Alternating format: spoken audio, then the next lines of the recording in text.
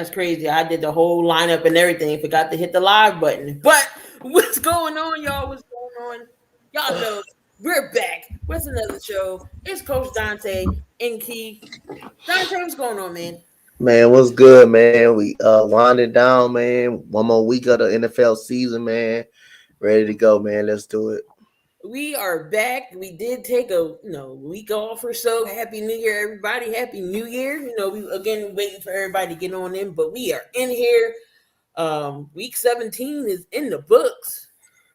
Yep. Week 17 is in the books. This is a crazy last week. We still got some playoff implications, but I do think that they have the lineup set. What's going on, Sleeping Angels? What's going on, Sleeping Angels? It's pretty much set.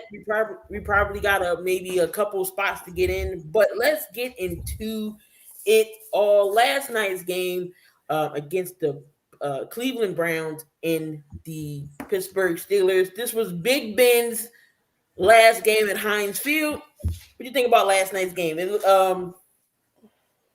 Pittsburgh did get the win against Cleveland. They did win that game 26-14. I didn't really watch it, but I did see bits and pieces of it.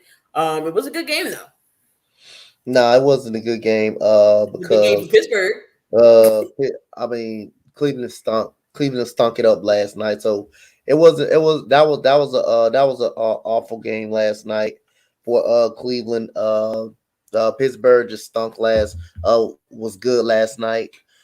Big Ben, I don't know what he's gonna do. I don't know if he's gonna retire or go to a new team. Baker Mayfield finds ways to make yourself look bad, to stink up everything. Yes, sir. You look at these goddamn numbers. These numbers are just bad and atrocious. 16 of 38, 185 yards, 2 touchdowns, 2 interceptions. Quarterback rating of 53, a QBR rating. 14 QBR rating. Got sacked 9 times. The hell is the offensive line doing? Oh my god, man! It just. I didn't bother watching that game. I fell asleep. I was doing it. You already know we were doing the game last night. So, but I looked at the highlights. It was just bad for Baker Mayfield. I don't know. I think the Browns still have a little more faith in him, but. I think Baker Mayfield may be the problem in Cleveland. Say with their O-line, but that's a whole nother thing other in its own. I think for Big Ben, I do think that was his last game as a Steeler. No doubt about it, he's going to go in the Hall of Fame. He's probably the numbers. I don't think no one's going to touch the records that he set at, especially spending almost 20 years with the Pittsburgh Steelers. Because was it? Holy shit, dude, that's crazy. But all in all, I do think Baker Mayfield might be the problem in Cleveland, but they definitely need to fix that O-line. Defense is not a problem for them. Even in Sleepy Angel's name, the game was so boring, I put me to sleep. I was like, no, thank you. But all in all, all I care about is just our birds in the playoffs. Right, definitely. Shout out to Najee Harris, 28 carries, 188 yards, and a touchdown. He was the only bright spot about that game. And TJ Watt, man, TJ Watt is a freaking monster. 4 sacks, 21 and a half sacks on the year. I do believe he just needs one more to pass Michael Strahan's record. Wait, is it 21 and a half the record? No, 22. 22 is the record. Oh, good. Really? He's got that many sacks? Holy I thought Robert Quinn was a dominant force on the defensive end. But no. I guess don't sleep on TJ Watt. I don't know, man. TJ Watt is crazy. And then Baker Mayfield, he's going to be getting surgery at the end of the year. So he's not going to be playing week 18. I honestly think it's Baker Mayfield. I don't think they're going to re-sign him or give him a contract extension. Baker Mayfield possibly can go to other places. I was looking at an article today about it. It was like 7 teams that possibly could get him. Houston was one of them, Donte. Look at his face. About Baker Mayfield coming to Houston. There he goes.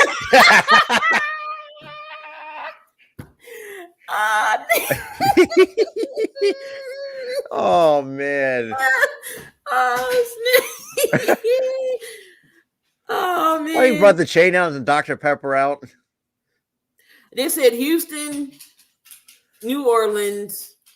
New Orleans, maybe. And somewhere, I forget. Let me see if I can pull it back up. Because first of all, like Taysom Hill should not have gotten that contract extension. No, sir. Not to play quarterback. Are you fucking serious? I'd rather drop the quarterback. They said, okay, so they said Seattle, Denver, New Orleans. So 3 out of this. Because I feel like Houston will draft a quarterback. I have a gut feeling. I have a gut feeling that Houston might go quarterback. 3 out of the 4 may draft, but I think the best. See, that's tough. Like, who's the best fit? But in my honest opinion, probably New Orleans. I mean, you're playing under Sean Payton, but who knows if he's going to stay? And now, who knows, man?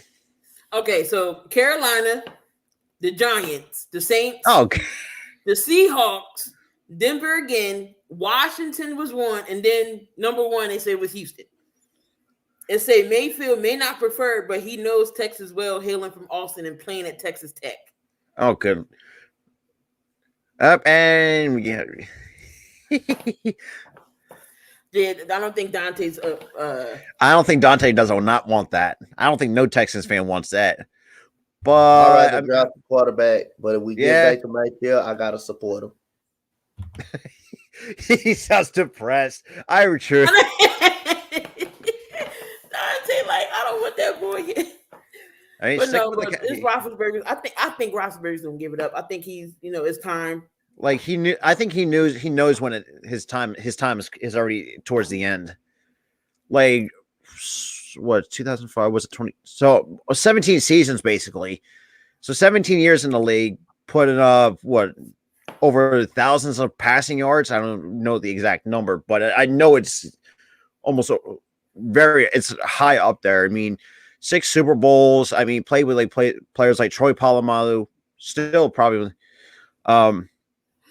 Jerome Bettis. Oh, I forgot. Oh God, the bus. Where was that? No, that was it. What? That was it. Oh yeah. Oh God, how the fuck do I remember his nickname? Oh God, that means God. I'm 24 and I'm surprised that I still remember shit that I don't. Yeah. So overall, right now he has 63,844 yards. He has 417 touchdowns, 210 interceptions, and his QBR usually is around 93. Okay. I do think he should. I think he is definitely hanging it up because it's like why would he? Because I think he must have the common sense not to play because it's like we're not seeing not gonna be like Peyton Manning, spend most of the time like the Colts, especially with Manning, how long did he spend with the Colts? Almost 2 decades with the Colts. It was a while before he, and then it goes to the Colts. They did Peyton dirty. And then it goes, yeah, that's true. He does 2 years with Denver, won a chip, and he said, "All right, I'm done." Yeah. At least Ben, and that's the thing too. Like, say what you wanted to say about Ben Roethlisberger with all the stupid shit that happened off the field years ago, but I think he's still a good quarterback in his own right for the last 17 years. It's like, yeah, Sleeping Angels, that is true. I mean, he definitely starts to show it. Like, he's not nimble foot as he used to be. Definitely ain't mobile no more like he used to be. Not without tripping overs on 2 feet. Oh my God! But other than that, I mean, what a career for Ben. I really can't say anything. Despite we hate the Steelers because it's one of our crosstown rivals, but that's a different thing. Right. All right. So moving on from there, of course, we got to talk about this clown for a little bit, Antonio Brown. If you also don't know, Antonio Brown pretty much took off his shit during the game and said deuces and rolled out. Pretty much given in-game 2-week notice, basically. So right, he pulled Avonte Davis and just left at halftime. The story is, he was injured. And what's going on legit wise? The story is he was injured. He didn't want to go in. Bruce Arians told him to. There's so many stories going around. They were saying, oh, he wasn't going to get paid from his bonus, but is pretty much AB's career done. Do you see him get another chance anywhere else, Donte? To be honest, I don't want to see him get another chance else. I just thought the excuse that was given to him, I thought it was very, very unacceptable. I thought it was uncalled for. I don't think he should get another job in the NFL. Again, I think his NFL career should be over. Ever since he got that Super Bowl, I just thought he just went realistic. He just went ballistic. He started off good during the season. It's just, I mean, again, once he started having problems, once he got hurt, all of a sudden, and once he got suspended, got into that fight, I mean, everything have not been the same. But ever since he got that championship, I thought he feel like he can do whatever the hell he want to do. And AB, I think he got some mental issues. I think he very much got some mental issues. I don't think he should get a job in this league anymore. But when you have talent like that, they're gonna find a way to get a job. They're gonna find a way to get a job when you have talent like that. So that's why I say I believe he will get a job, but I don't think he should get a job anymore in this league. I'm saying the same with Donte. Like, he blew 3 chances, 3 strikes, you're out. And look, despite him being a diva with all this mental problems, I think he's still got good talent. But how much longer does the league have to put up with this nonsense? It's just like, look, I get it, and tell me if this might be a stretch, but I feel like that Vontaze perfect hit kind of really knocked a screw loose out of his head. I might be wrong, but I think after that hit, he was never this. I mean, he had an ego, but it drove him off to the deep end, so to speak. To answer your question, Peyton Manning was with the Colts from 98 to 2011. Oh my God, damn it. For that long? What's up, Coach?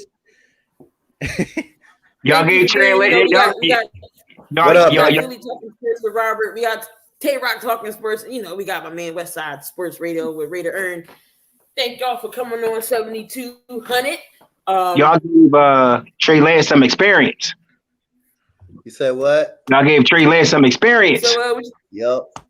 Now, when Davis Mills, I'm gonna tell you what, the game flipped when Davis Mills threw that interception. Yep. On that 33. That's when the game actually flipped around. That's when the game flipped around. Right there. Because y'all was playing great defense against us. Y'all really was. Yep. Trey Lance gonna be good though. Give him a little more time and give him some more time. He just needs some time. He ain't really played all season. So give him like 3 or 4 games under his belt to get his feet wet. I think he'd be all right. But Tayrock, even Anthony agrees with that too. Hold on, what'd you say, Keith? Does AB get another shot anywhere, or is he done? I think he's done.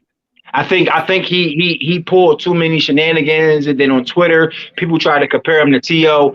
But when T.O. had a shenanigans, T.O. showed up and played, even when T.O. broke his fibula, I think, whatever that was. Oh my God! I remember that was. I think that was in the Super Bowl, if I'm not mistaken. He still had 10 catches over 100 yards with a broken leg. Fibula.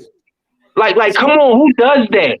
You know what I'm saying? So I feel like you can't compare him to T.O. because T.O. is a Hall of Fame wide receiver. Don't get me wrong. AB got the numbers, but it's something mental with him. It's something he can't get right because if the only team that's giving you a shot, why mess it up? Why mess it up? And you playing for one of the greatest quarterbacks of all time too. But somebody gonna take a chance on him though, because he's such a talent. You know what I mean? He vouched, but the thing is, he vouched for Tom Brady. Vouched for him. Like, AB could. He ain't messing up in the locker room. And then you pull that stunt. People were saying they trying to freeze him because he was about to get his incentives. As I'm saying, he's about to get his bonuses and all that stuff. I don't think that's true because at the end of the day, if you got somebody that's talented as AB, you gonna get him the ball to win games. I'm sorry. And Keith, think about it this way. This is sorry to cut you off, Tayrock, but this is what Le'Veon Bell did too in Pittsburgh. Kind of pulled that same stunt, but not to that extent where Antonio Brown, where like just takes off his stuff and just goes, but kind of quitting halfway through the game in a certain sense. And I just thought about it too because we remember to talk about that situation with Le'Veon Bell running out of Pittsburgh, and then pretty much now all washed up again. I'm assuming. I don't mean to cut you off, but Coach, we was talking about the John. Houston got a crazy hell of a nightlife. You said what? Doesn't Houston has a crazy nightlife? What you mean? Like going out. Like going out. Oh, Houston is a big city. Houston is a big state, man. You can have all kind of fun in Houston, man. Everybody, y'all want to come down here. Y'all would love down here. There's a lot of stuff to do. Down here.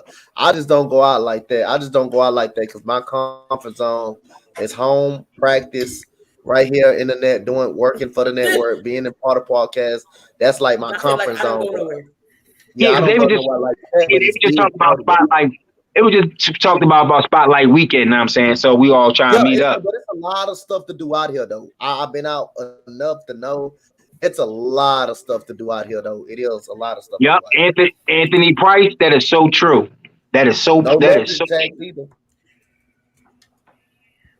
true. AB made Brady look like an ass for believing in him. That is so true. Yeah, that is so true. But Ern, you said somebody gonna take a chance on him. Who somebody's would that team be? Who's desperate enough? I don't know. It's gonna be somebody that's desperate, but dude is a fucking amazing talent. Okay, nobody cut me off on this one, so let me finish. Dude is one of the best fucking wide receivers I've ever seen, right? But how do you get yourself traded out of Pittsburgh?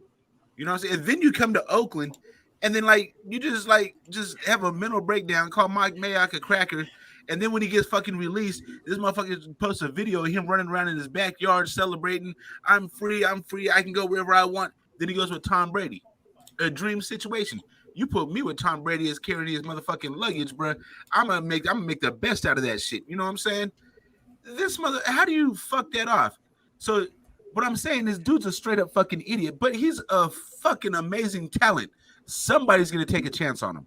All it's going to take is for them to have an interview with the agent, and for the agent to go in there and be like, he's a changed dude. He's been doing this. He's been doing that. He's on medication now. It could be all just total bullshit. Somebody going to take a chance. I think it might not even have to be a desperate team. It might be a team that is. It might not be this year. It might be next year. Maybe a team that is about to get into the playoffs and then loses their receiver or something. You know what I mean? So they have to pick up somebody. Hey, Key, it's gonna be something like that. That picture, that fucking picture. Yo, I'm sorry, that picture. The picture she just posted in the group chat. That picture. Oh my God! If fuck was a person.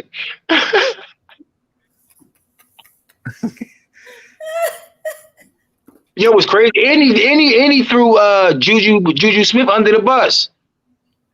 Yeah, I heard. Leaking their messages, you don't do that to a teammate. You don't do that. Man. That's super scummy. He's gonna get sent to Detroit where he ain't got no other choice but to go to. They gonna send his ass to Detroit or Jacksonville. One of them two teams. He's even going to the overlay, coach. He's going to Jacksonville, the Jets, or the Lions. That's the only. Ain't nobody good taking him. I think somebody good is gonna pick him up. If they have an injury going into the playoffs next year. He's gonna be a Josh Gordon type of player, but even they let him in the league 30 times. Right. he would Kansas City right now, but he barely gets in the game. Yeah, because they gonna see how long he can last without messing up first. He can't stop smoking weed. That's his problem. Is weed and other things. Shit, me neither. My thing is okay. My thing is with that. Okay, if you're going to do that, do it on the off season when nobody's bothering you and watching you. Why do it while you're still playing? Okay, because they the way COVID is now, they're testing you for everything each game. Why would you even before COVID? You're still getting tested. Some players use different things, but you're going to get tested in professional sports. Why set yourself up for failure each time, and each time they keep letting you back, you keep giving them a reason to kick you back out. I think if he get puts out this last time, there's no coming back. Him and AB gonna be sitting on the couch together eating Lay's chips. How the hell J.R. Smith still have a job? Because that man was high every game. See, J.R. Smith. The thing about J.R. Smith, he doesn't get kicked out the league. Okay, he might make dumb decisions. But you gotta think about it. Younger J.R. Smith, he actually could ball. Like J.R. Smith was a baller when he was in New York. But somehow reason it's like when he got to Cleveland, he just let LeBron take over and his challenge just left. Like he just couldn't do nothing. But he was definitely high when he ran the clock out in that finals first game. He high. You seen it all in his face. He was high. Like, that's why LeBron looked at him like for real. Like this what you gonna do? Like you serious? What are you doing? Like are you serious? Now I'm not even a big LeBron fan, but I felt bad for LeBron that game because I'm like, damn, they could have actually won that game. Now I'm saying you running around thinking I didn't know how much time was on the clock. Nigga, you was high. You wasn't paying attention to it. You thought it was like 5 seconds left. You see, you read the clock wrong. I'm sorry. Aaron will tell you. If you smoke enough, 9 out of 10, you're going to start paying attention to shit. You're going to start paying attention. Shit that you don't normally pay attention to, you're going to pay attention to. You're like, oh, damn, I didn't even realize that was there. Or watch something in the movie you ain't never seen. I'm trying to tell you. Pothead start seeing stuff he couldn't see. I don't know what he was smoking. He was on PCP or something. It wasn't this shit. It wasn't this here. It wasn't that. So, Dante over there cripping it up. I just he got the chain on the day. Okay, Dante. Yeah, he probably the chain and he gotta go to the crypto arena. Dante coming on the show looking like Lil Bow Wow. Oh shit. Big Bow Wow. Yeah. Right, so we got Nick Hobbs in the for the Raiders. He had the DUI. It's not like the Henry Ruggs situation. At least he had common sense to not be driving. He was in the parking lot, but still. Coach want to say, "Oh God, no!" DUI in the parking lot. He got because the keys out is in the car on you, so it's still a DUI, but it's a misdemeanor because. So he was drinking. Yeah, Tayrock. So he went to the casino. He went to the casino. Got drunk. And then he was about to leave, and I guess he realized that he was intoxicated. So when he got to his car, he just kind of like let the seat back, locked the doors, and went to sleep. Somebody was walking by and was like, "Oh, that person might be dead." So they called the police like, "Hey, you might want to go check on him." So they checked on him. They found out he was intoxicated. And just being that you have your keys and you're in the driver's seat of an automobile, it's considered a DUI. Oh yeah, that's kind of true. Because I feel like, in all actuality, I feel like if you're not moving the car, even though you have your keys and you're asleep in your car, I don't think you should get a DUI because you're not putting nobody in harm's way because you're not moving the car. I believe that too. I believe, yeah. I think that I feel like I feel that's more of a smarter approach, and it might have been more like Tayrock says, much a safer approach compared to Henry Ruggs. And but yeah, he's gonna go fast and serious with it. No, because it's been times where I was behind the wheel, I was too drunk, and I went to sleep it off. Then got up and drove because I wasn't putting myself in that situation where I could hurt somebody else plus myself. Exactly. I'm saying I've been in those situations, but being high, I could drive high all day, but drunk I can't do that. Yeah, and that's what I said too. Making that move to Vegas was you're asking for trouble. Yo, but that can go either way because when the Raiders were in Oakland, they had that problem as well. You know what I'm saying? So that could. Well, Oakland was more of a shithole environment. Well, hey, hold on. I'm from Oakland. Don't make me get on your one-winged birds, motherfucker. No, I'm talking about like playing it at what the fuck? Well, what's it called? Whoever it's called now, man. I would rather see them playing. It's a dump. I can say it. You can't, motherfucker.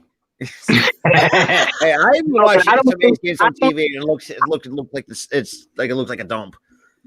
I don't think it's a distraction. I just think he made a smart call, and I don't think he should get punished for it because he could have easily had a Henry Ruggs moment and he chose not to drive. So I feel like I don't think it will be a real big distraction because he made a decision. Okay, I'm not going to mess up my football career. I'm not going to drive drunk, get put in jail, and different. Okay, let's sleep it off and drive the next day. It's a what's a Eric, don't be in the comment section. Bring your ass on the show if you got something to say. Eric ain't no taller than 4'11". That's why you can't really see him in the picture. Eric in the 7th fucking grade, man. He's over there trying to figure out what he gonna do at recess tomorrow. Wow. Damn, Yeah, but you don't get recess in 7th grade, Ern. He gets that at 5th grade. He gets snacks. You know what? That's a valid point. I ain't gonna front. You got me on that one. Okay. No, yes, right. You have to do the right thing responsibly. I feel like he, in my opinion, I felt like he did the responsible thing. Tried to sleep it off, then get up, and then go to his destination. Because I feel like if he would have tried to drive drunk, I feel like it would have probably been a bad situation for him. So I feel like he kind of saved his career. And okay, you got a DUI. I think that the league came to get past that. But I feel like they shouldn't punish him too much because on your own time, you're able to do what you want on your own time. So I feel like if you can do that, if you think about this, half of the NBA players get drunk after games all the time. That's true. You don't never hear about them getting no DUIs for getting pulled over driving. Maybe because they might be on a team bus. Who knows? But I don't feel like that would really be a distraction though. I feel like that's not really something that big unless it was a real bad situation. He was just in his car. He was asleep. He grown. It ain't like he's 16 and drunk behind the wheel. He a grown man that play in the league. It happened. Ain't nobody perfect. Oh, so Anthony, you said that he had a gun on him, but in Las Vegas it's legal. You can. When I was in Las Vegas, I went to Walgreens because I had to go get like some soap or whatever. Went in there, and there's a dorky dude walking around with a big ass gun on his hip with like a little cable like fastened to his belt, so you can't just take his gun from him. It's legal. They walk around out there like that in Vegas. Yeah, you could do that out there. That's crazy. You can do a lot in Vegas that you can't do in other states. I've been to Vegas. It's a lot that you could do out there. I feel like Vegas is more lenient on a lot of shit compared to like where I'm from. Like, Jersey don't play no games. Jersey. Oh, hey, yeah, California. California, you got a SWAT team after you. Tell you something. Come over that bridge to Philadelphia, you're gonna see a whole different situation. And Coach Spotlight's in the building. Come over to Philly. You got they don't even care what the Philly. They don't even care what kind of drugs you got on you. They just want the guns. I read it wrong, Anthony. Key, I got a question. To get some Key, heat. I see what you're saying. I got a question, Key. Earn too high. It's something I forgot about. I got a question. Did Ben Simmons get fined again? He get fined every game. He get fined every day. He's over $10 million in fines. Like that's nothing news there. For now. He's not playing in games. That's like $330,000 a check. That's over $300K. Damn. That's right. He racked up a total over $10 million in fines. But that's on him. That's on him. Tattoos. Listen, if he want to go broke, that's on him. That's his choice. Hey, that's his choice. He want to lose money. That's on him. And look what happened to Allen Iverson because he's been in that. Well, not, but going broke in that sense. But it's just like it's on him. Iverson was younger. He wasn't really mature enough back then to really realize it. Now Iverson, believe it or not, Iverson ain't broke. He ain't broke. He ain't anymore. But back then, yeah, like he had like no concept of like finances and all this stuff. He changed the league.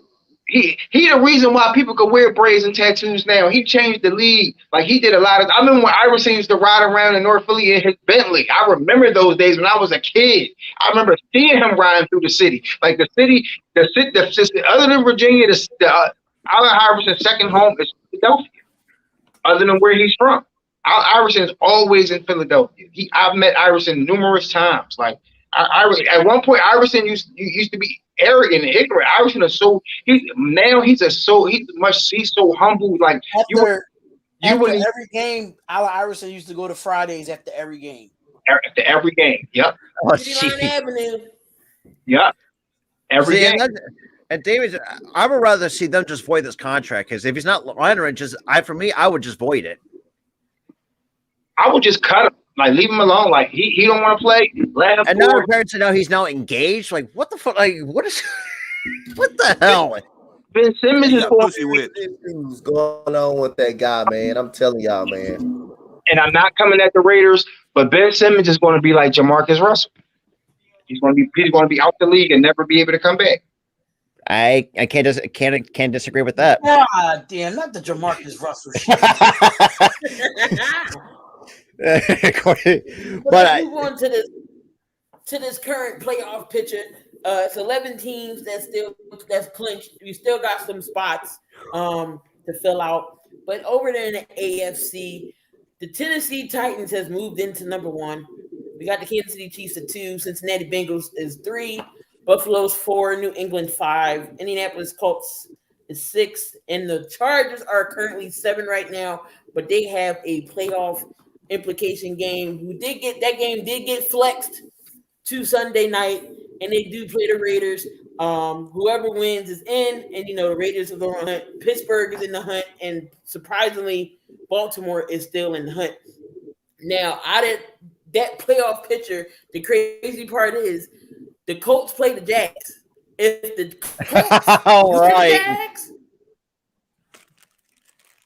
both the Chargers and the Raiders are in. I'm praying for the Jags to win. Let's go, Jags. Let's go, Jags. Man, I'm not praying for shit, but for my fucking team to show up and win. Because all I'm thinking about is winning. We win, we're in. That's all. That's all we can really think about. Niners got the hardest team to play to get into the play. Is this though? Who? You just never know in the NFL, Ern. You just never. Yeah, if we didn't lose to the Titans, we would have beat the Titans, and then we beat the Texans. We would have been in. But since we lost to the Titans, we have to beat the Rams to get in, and Carolina. If Carolina beats the Saints, we're in. Even if we lose to the Rams, but we have to beat the Rams if the Saints beat Carolina. We have to beat the Rams, and we're playing in the Rams stadium because we played them earlier in the season. We beat them at home. Oh, you hit the Rams this week. Damn.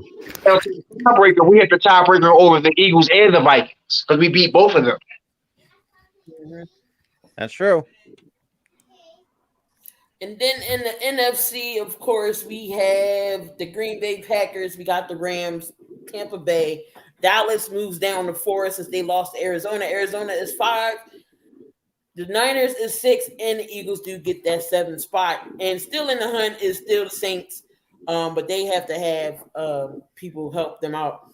So on this list, do anybody move up, move down? Did anybody on this list surprise you at all that they moved? On this list, like Dallas was number 2. They moved to 4. I feel like when you get deeper into the season and these games coming close, a lot of teams are trying to win. You go ahead. I'm on the show. They try to win. So yeah, I'm good. So they try to win. So teams are fighting harder for those spots. So you're not going to win those games as easy as you were in the beginning of the season.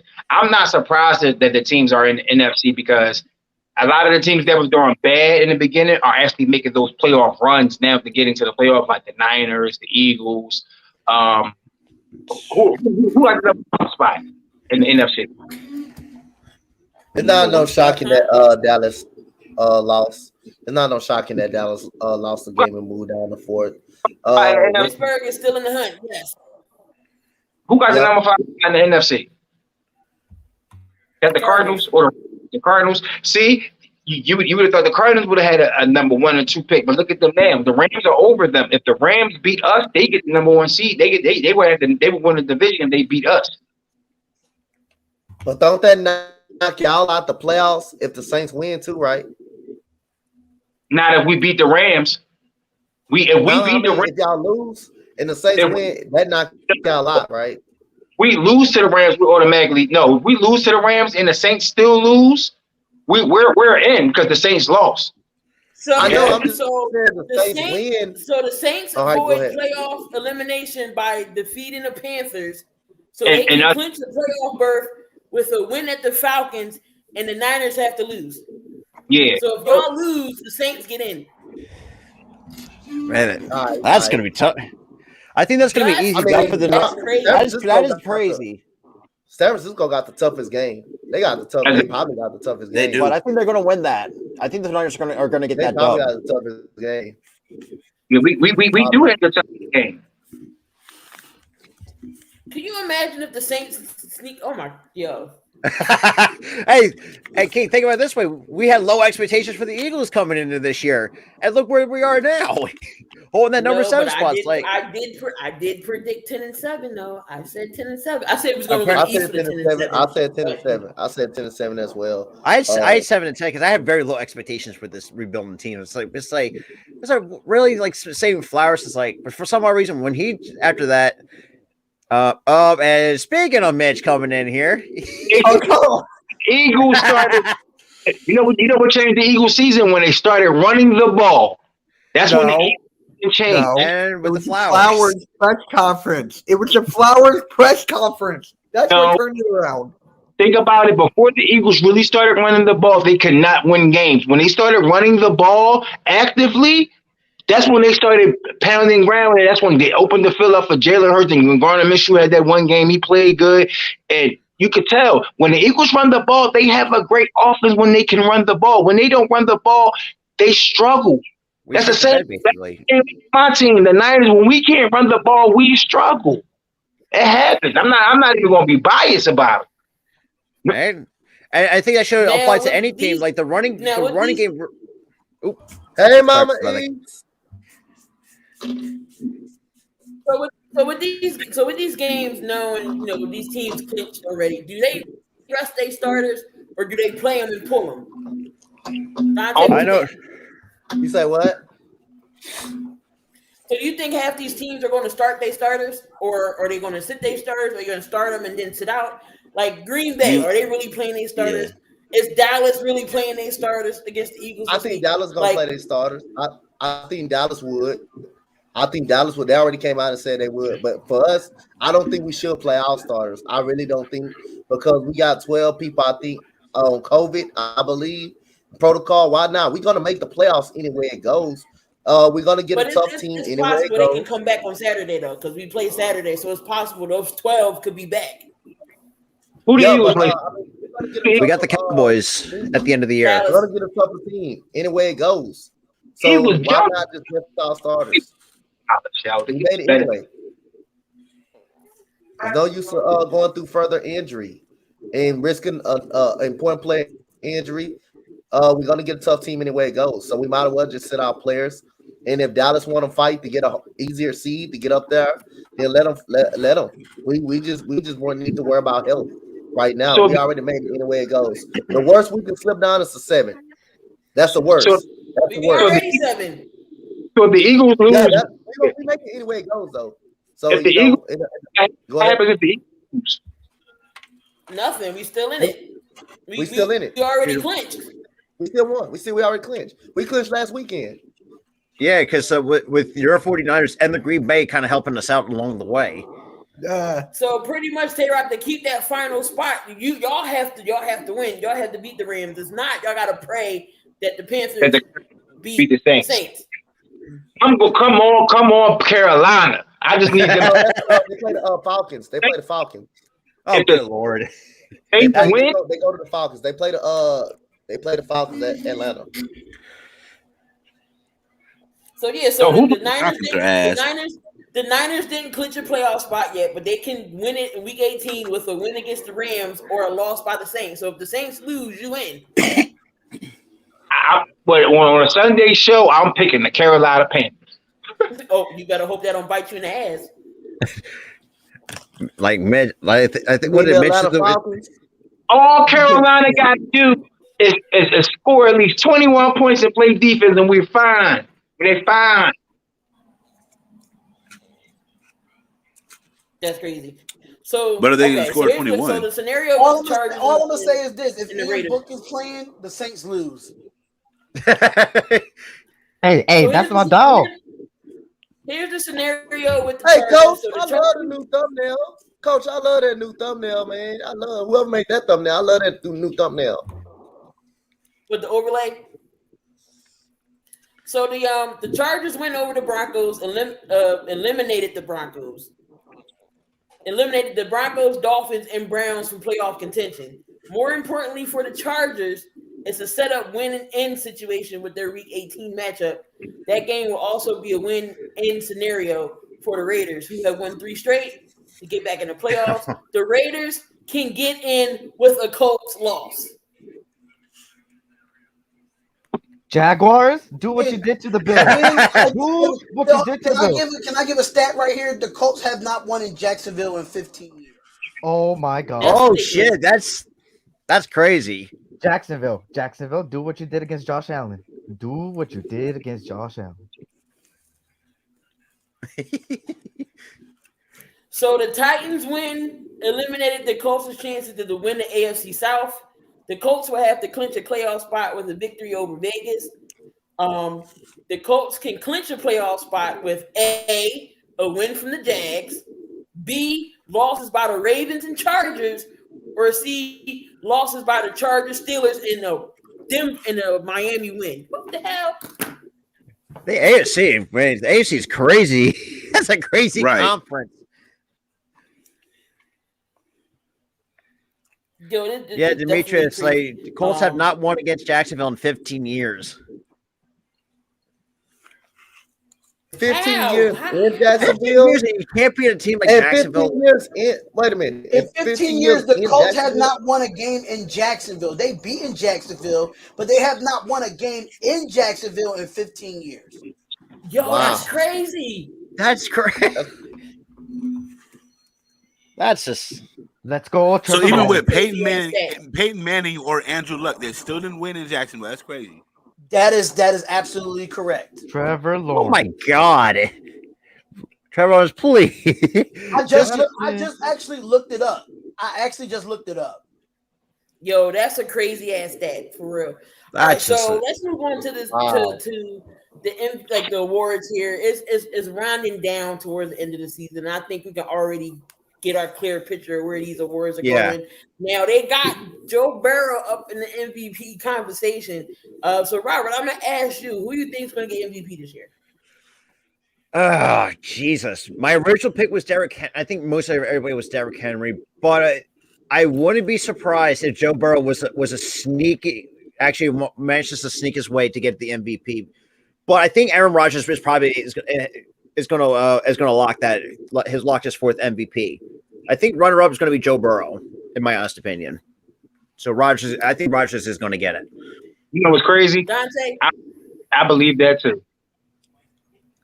Oh my God, that was my first reaction. Was Aaron Rodgers? I got Aaron Rodgers and I got Tom Brady in a second. Yeah, that's what I was. You said you say. I was going to say they most likely is to go. I put it to you like this: if the Bucks knock off the Packers, Tom Brady going to get that MVP.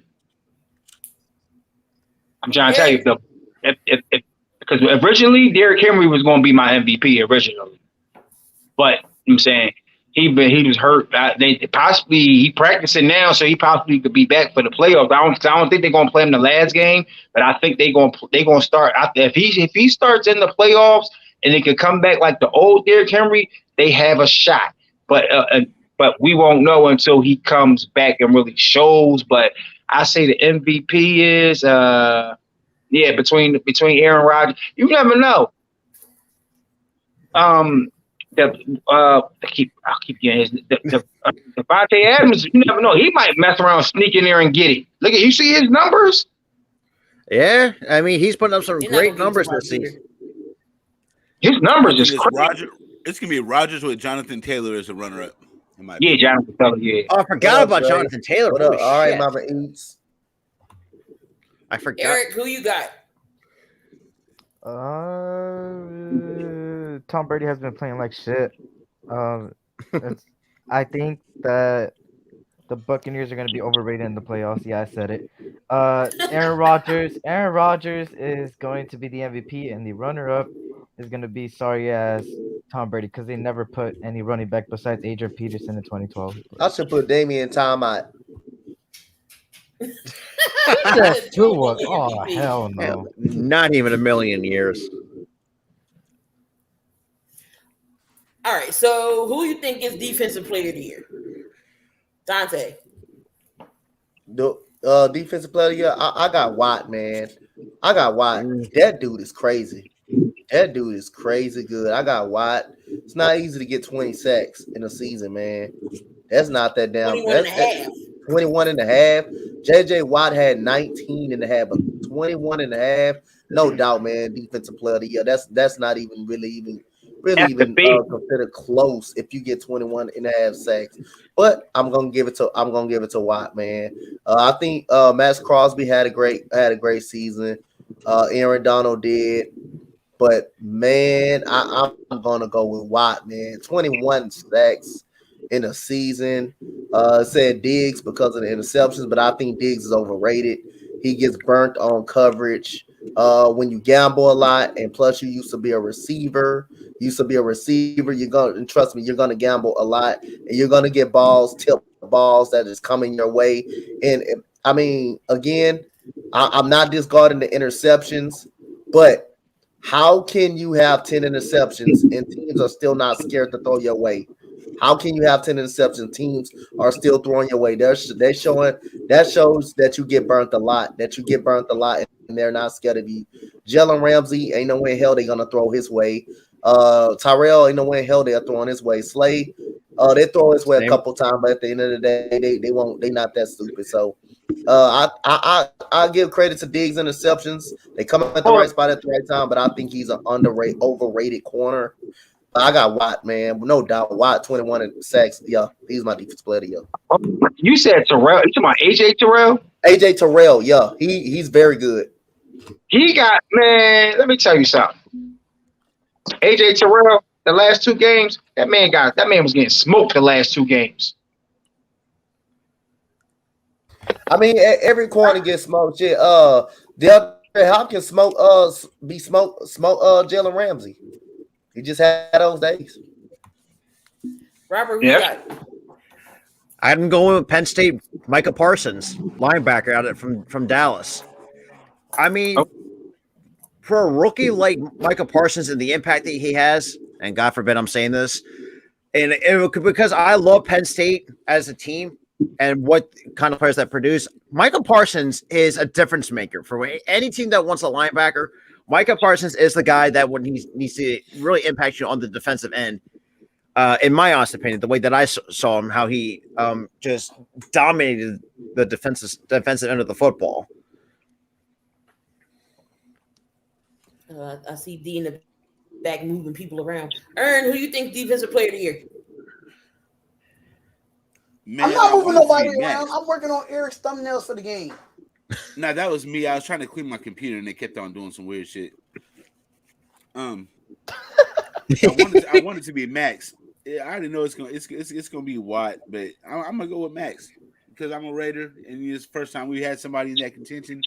Got to go with him, but I already know it's not gonna be him though. Yeah, Watt had a crazy year though. I kind of I don't even like the Watt like JJ or TJ. I don't really like him like that, but I gotta respect where it's due. Yeah, I think Watt. Because 20 sacks, that's hard to get in one season, though. Now technically it's 21 and a half. He was have a sack from tying Michael Strahan's record. He just need one. That's what I'm saying. You know how hard it is to even get to that number? That's super hard. That's not easy to do at all. So it's like they get that, and he's not even as big as the majority of the linemen that get the defensive linemen that get him. TJ Watt is small. But yeah, he's small and lean. But the fact for him, it doesn't make it's nothing for him. If Nick Bosa could get to that level, we would be loved more. I need Nick Bosa to get to that level. Come on, I need you. We ain't get you for nothing. You had that good rookie season and you then got hurt. You had an okay season this year, but now I see what it is. When the coach got Armstead, that changed everything on our defensive line. It changed everything. Yep. It changed. I mean, Anthony Price. I love Matthew Judon. Not Damian. Damian. I love Matthew Judon. I think he's been very good for the Patriots. But 21 sacks. That's like playing Madden on rookie. That's like playing Madden on rookie. Right. You getting a sack goddamn 3 times a game. Like goddamn 3 times a game. Do that on man. Yeah, he had 4 sacks against Pittsburgh or against Cleveland. Hard, and I still can't get 3 sacks a game. Man, you're lucky when you get 1 or 2 in Madden, but the fact that this TJ Watt having 21 and a half, what the hell? I don't know. It's just crazy. Yeah, right. Eric, you got anybody? Well, I'm also going to touch upon what Dante said about Trayvon Diggs. He is overrated because I just looked up some more stats on Trayvon Diggs real quick because I see a lot of Cowboy fans also saying that Trayvon Diggs is that guy, which he's not. He got an interception against Washington, which their quarterback's all right. Giants, long neck Glennon, congratulations. Saints, they don't got no goddamn quarterback. Congratulations there. Patriots, rookie quarterback against rookie, can't discredit him. Mac Jones is good. Giants again. Wow, look at that. Panthers, they got no goddamn quarterback. And then the Eagles, which the Eagles were struggling with their quarterback at sometimes. And then the Chargers and Buccaneers are the only ones I give them that. So by those stats, he's overrated as fuck. On top of that, I would give it a Max Crosby, but you already know the league doesn't care about pressures. If you don't get to the quarterback and you don't hold them down, it don't matter. That's how they are. So I'm gonna give it a TJ Watt, just because of those goddamn 21.5. You can't go up against history, man. You just can't. And he's gonna hit that this week when he plays. What team does he play again? The Ravens, right? Yeah. He's gonna easily get it. I think he might break that record. I think he's gonna get 3. Hold on. He playing against the Ravens. Mm-hmm. Yeah. Who's the Ravens starting quarterback? It might be Huntley again.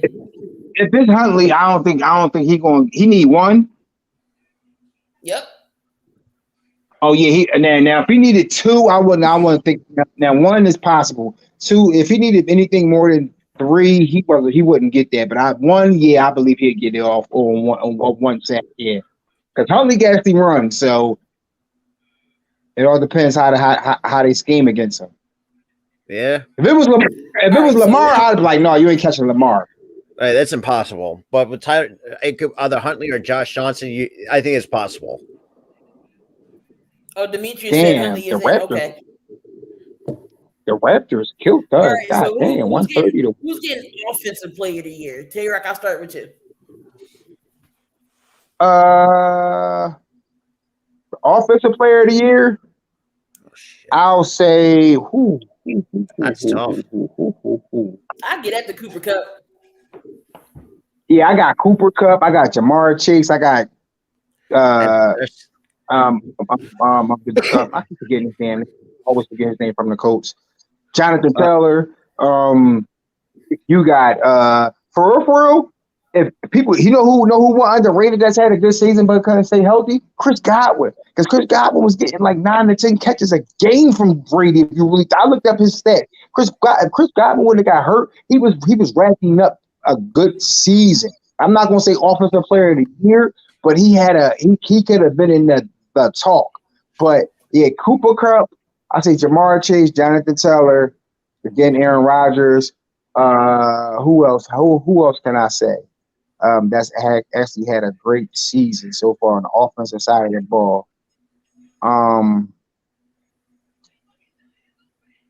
It's a little hard right now. I don't know who. If y'all might name some people that I might have forgot. So not sure at the moment. I feel like Cooper Kupp's going to be like the primary guy he's going to get it because I think he's going to break the all-time receiving record. That's the only reason why I think he's going to be probably the very front runner of that category. Runner up. I'm gonna let you know right now. If Jonathan Taylor don't win MVP, he's wearing offensive player. I think. Oh, that's good. Oh, that's tough. Because it's like you can either go Cooper Kupp or Jonathan Taylor.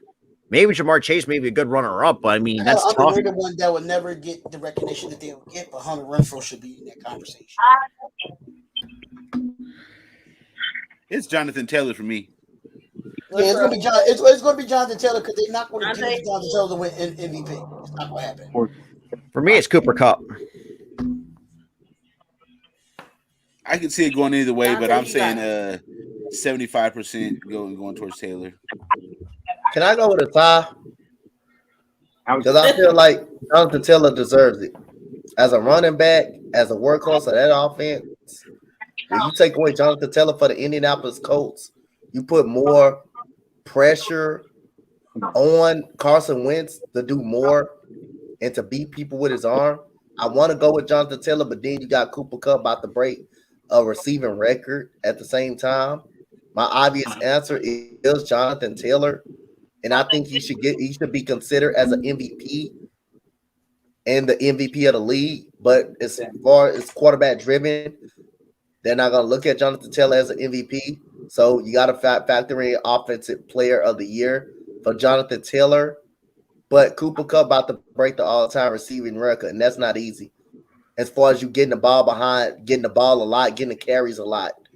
Instead of you have to get open just to get the ball. You make a catch. But it's you can also make an argument. Dante, to answer your point, you can also make an argument for Derrick Henry if he didn't get hurt.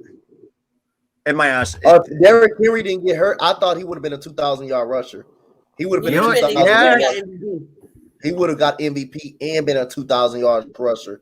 The only two people to do that was probably a couple of people to do that I know. Eric Dickerson. And I think Barry Sanders. Jamal Lewis. AP. In AP, yep. I believe he would have gotten that. Yeah, prime AP, if I'm not mistaken, too.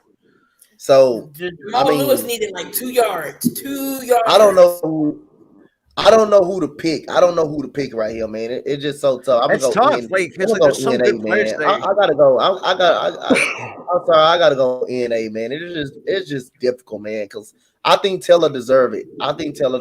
Man, for all his workhorse, and he is way more important to that Indianapolis Colts team. You take him off that team, Carson Wentz got to do a lot. You're putting a lot more pressure on it. So you think he's more Henry on the Titans? You still got Matthew Stafford as your quarterback. You still got Odell Beckham. You still got Van Jefferson. You got Tyler Higbee.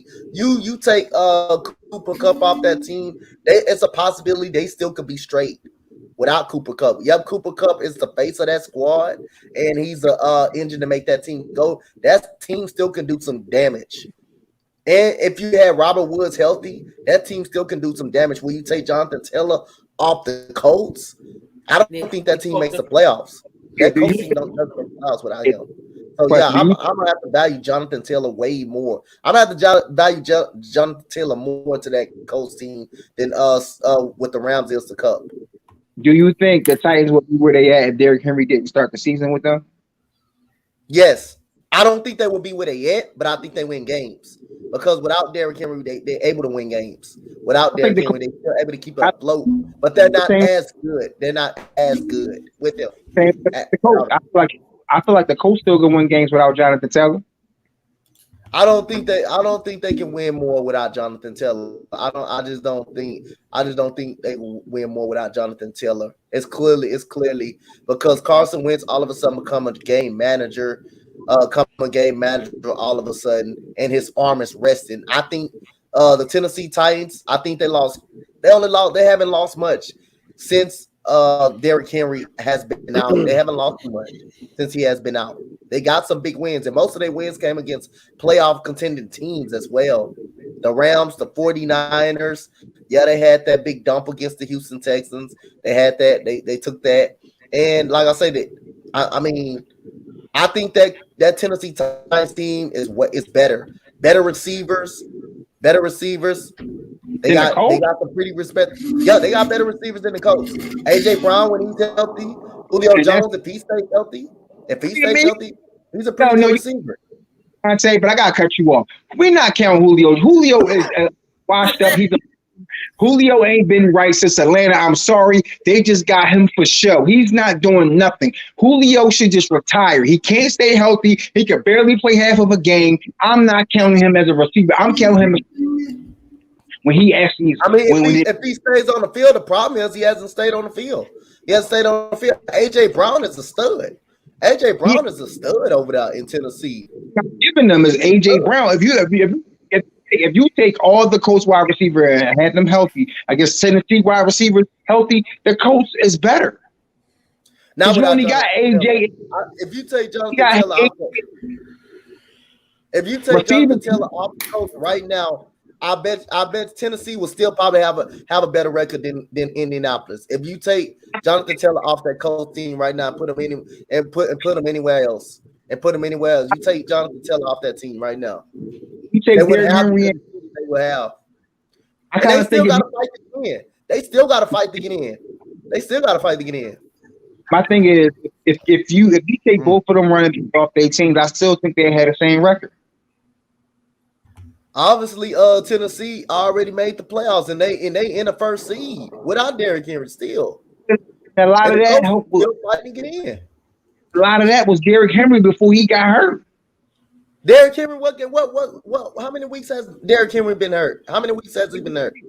Like 3 or 4. The first half of the season, that was Derrick Henry on his back. And then when Derrick Henry got hurt, the next couple games, that's when Jonathan Taylor just started exploding and start having big numbers out of the blue. Now, I'm not saying out of the blue because Jonathan Taylor's a hell of a running back. But before that, but the beginning of the season, it was all Derrick Henry. That's all you heard was Derrick Henry doing this, Derrick Henry. But people wasn't really talking about Jonathan Taylor like that. Then when Derrick Henry finally went down and they really paid attention to Jonathan Taylor, that's when his name started getting mentioned crazy. Derrick Henry got hurt. When was the last Colts game? What was the last Colts game? Derrick Henry got hurt in that last Colts game when the Colts beat them. Came from behind and beat them. I think Tennessee. The Colts. Tennessee came from behind and beat them. I think Tennessee came from behind and beat them. He got hurt in that last game, and ever since then they played the Rams. They beat the Rams without Derrick Henry. They beat the 49ers without Derrick Henry. They beat another good team without Derrick Henry. They got lucky. They got lucky against us. They got lucky. Jimmy Garoppolo threw the goddamn game. That's what I'm saying. They got lucky. They got lucky because of that. I mean, a win is a win, man. Hey, Jimmy Garoppolo threw the game. I know. He threw the game. And AJ Brown got hot. He was a monster in that game. So the last game that Derrick Henry played was Halloween. That was the last Colts game, right? Yep. When he went down. How many weeks has passed so far? What week that 8. was that he got hurt? That was week 8. He got hurt. Week 8. Yep. Okay. So 9 more weeks. That's 9 more weeks that we had. Football. They pretty much won without him. And when Derrick Henry went down, that's when Jonathan Taylor's name started popping up. So I mean, the Tennessee Titans proved they can win without him. They can still win without him, but it's going to be as dominant without him. That's what I'm saying. When you take Taylor off the Colts be an average football team. They may not be that good. They may not make the playoffs, and they still after this Sunday, they still may not even make the playoffs. With Jonathan Taylor carrying them on their back. Sorry that they run a little bit late. That's fun, Tayrock. We gotta move on. Go ahead. Who y'all think is rookie of the year now? Eric, who you got? Like rookie of the year in general, or offense or defense? Just in general, right? We're gonna get the just name your offensive rookie of the year and your defensive rookie of the year. Defensively, I'm gonna go with Parsons. On offensive side of the ball, there's a couple I can name. Jamar Chase, Najee Harris, all these different. I think I'm gonna go with Jamar on this one. I think it's a no-brainer there. But a shout out to Najee Harris, even though the Steelers have been bad on offense, he's been that bright spot for them. Ooh. Robert, who you got? I'm going to agree with Eric, and because Michael Parsons has been, I really hate to say, he's been outstanding for the Dallas defense. Jamar is just something spectacular. Obviously, him and Joe Burrow playing at LSU. Najee Harris, I think, has done pretty well for himself, despite how bad the Steelers were on offensively. I think, Michael Parsons up for defense, Jamar Chase on are Jamar Chase for offense, and a couple runner-ups is Devontae Smith and Najee Harris. Those are my runner-ups. Tayrock, who you got? I'm going with the boy Jamar because I felt like I'm saying I know you can't throw the ball to yourself, but I feel like as a rookie, he's throwing most things a veteran wide receiver does already. I respect his game. Micah Parsons, another one. What's that guy name? He said it. Devontae Smith. Devontae Smith starting to show a lot of upsides too. You know what I'm saying? So yeah, those three as far as rookie of the year, I feel like if Patrick Surtain would have got more interceptions, he probably could have been somewhere up there, maybe with the rookie of the year. But I feel like because if you think about it as a rookie, he not too many people has burned him, really scored too much on him. Dante? Sort of. After what Jamar Chase did Sunday, and I was able to do the game and witness it, 3 touchdowns. If you look at the incredible catches this guy had on that long catch, I think he was in a stream when she saw that catch. When the man went up and caught it on a 3rd and long. That's all I need to know right there. I got Jamar Chase. I know Matt Jones has had a pretty decent year. Najee Harris, big shout out to him. I wish the Steelers would have gave him more and more touches. In some games, they didn't give him a lot of touches. They used him out of the backfield more than they gave him than they handed him the ball. It's so sad to see that, man. And then no doubt, man, Michael Parsons, man, for that dude to come in, that dude that athletic, that can cover somebody, that can come in, be versatile pretty much. Get over you can put him in anywhere on the line. You can put him at any linebacker position, and for him to come in right then and there and dominate on that defensive line, that's something special, man. So yeah, I go with Jamar Chase and Michael Parsons for what Jamar Chase did Sunday. I think that tell me all you need to know right there. I think I would give him the rookie of the offensive side of the ball and Parsons the defensive side of the ball. All right, so last one, Coach of the Year, before you move into Fact or Fiction. Robert, who do you think is in Coach of the Year? I think my best bet, I think it's going to be Bill Belichick. There's a few runner-ups I have in mind. Mike Vrabel's more. I think I really hate to say this one, but I think Sirianni's going to be a runner-up. I think what he's done, especially with. But I think Bill Belichick's pretty much going to probably win Coach of the Year. But I think runner-ups, there's going to be a handful of runner-ups. But I think Sirianni's probably going to be one of the runner-ups, in my honest opinion. Can I get my input on this? I'm going to go with the Cincinnati Bengals head coach, Zach Taylor. Zach Taylor, that's where I was going to go. Yep. I'm glad I beat Coach Spotlight to it. I'm going back now. My man, Coach. Yeah, I'm gonna go with Zach Taylor, the Cincinnati Bengals head coach. It was tremendous job what this guy did, man. And his limited time now, I think this is only his third year with this team, and how fast this team has matured and grown. The offensive line has gotten better. And it's actually stayed healthy for the first time.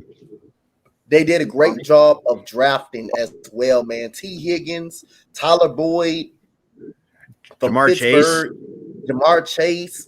They done a great job. Joe Mixon, the tight end is pretty good. That defense is competitive. They ain't that bad. That's just a well-built team over there. You got Hilton over there. You got some pretty good corners that can compete. The defensive line is okay. So I gotta go with Zach Taylor, man. I gotta give him credit. That's my coach of the year, Zach Taylor for Cincinnati. Tayrock. I don't have no coach of the year. You know why? Because every team has more than one loss. If you went like 17, if you went 17-1, then you would be the coach of the year. I don't even care what half of these coaches really do, because you can coach all you want. You give out for all the coaches all you want. You can hear the game plan, but the players really got to execute. You can have the best coach in the world, but if players don't execute, what that's going to make you look like. Just like the Bengals coach. It's only his second year. They play for him. They look good. Now look what McCarthy did in Green Bay with all his winning seasons. Okay, last year in Dallas, what happened? Nothing. Barely made the playoffs. I think they made the playoffs. They who knows? Listen, my thing is, I could mention certain people that I like, but I don't have a particular coach of the year. I could say the Bengals coach, Belichick. I can say even no. I was going to give Aaron's the coach from Tampa Bay a little shout out.